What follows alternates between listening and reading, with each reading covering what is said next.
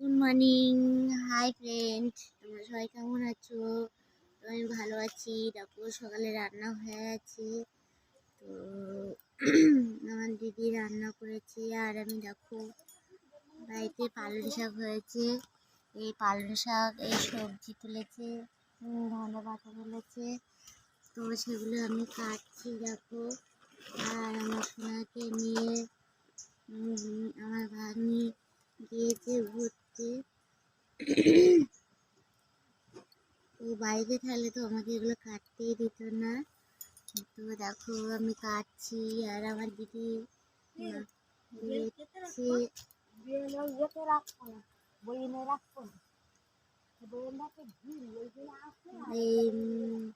দিদি লেপে আর আমি এগুলো কেটে রেখে আমি শোনার জন্য খাবার আনতে যাব।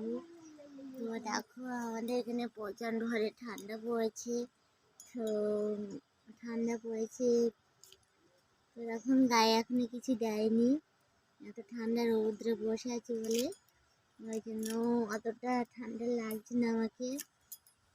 রোদের ছাইতে এমনি কম ঠান্ডা লাগে। সকালবেলা আজকে আমাদের সেদ্ধ ভাত করেছে।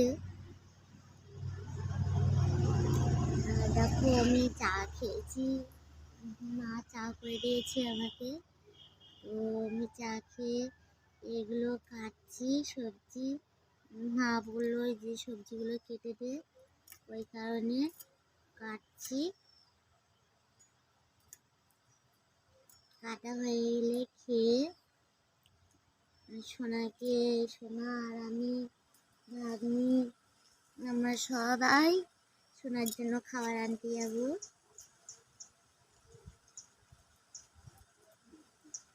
পালং এত বোকা,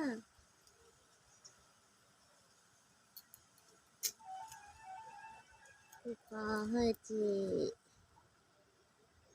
কি সব এগুলো।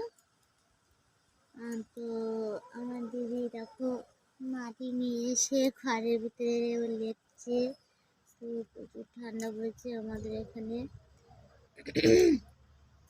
ঠান্ডা আমার গলাও বসে গেছে, আমি ঠিক কথা বলতে পারছি না ভালোভাবে, ঠান্ডা লেগে গেছে আমার। ওই আমার সোনাকে নিয়ে আসছে আমার ভাগ্নি, ওরা ঘুরতে গেছিল সকালে।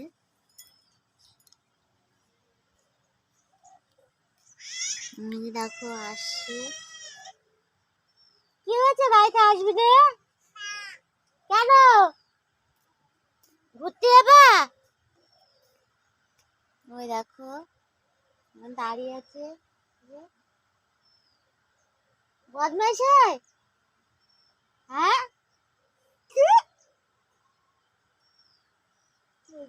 ও যাবে এখন ঘুরতে। ওই ব্যাগটা রেডি কর, ওই একটা খিচুড়ি আনে, ওই সোনা খাবার আনতে যেতে হবে।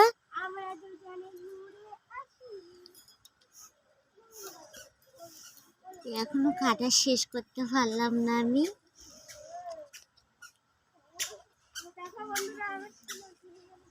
ওই এই যে আমার সোনা আছে,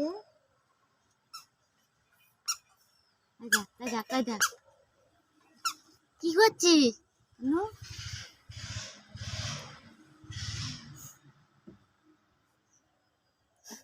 দেখো ও চেয়ারের উপরে এখানে দাঁড়িয়ে আছে, প্যান্ট তুলেছে ওর উপরে, ঠান্ডা লাগবে।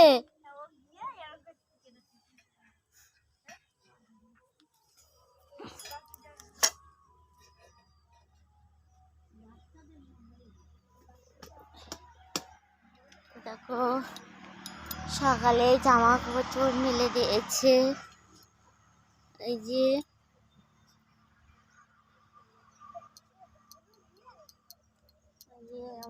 হাতে কপি হয়েছে, পালং শাক হয়েছে, মূলো হয়েছে, ধনে পাতা হয়েছে।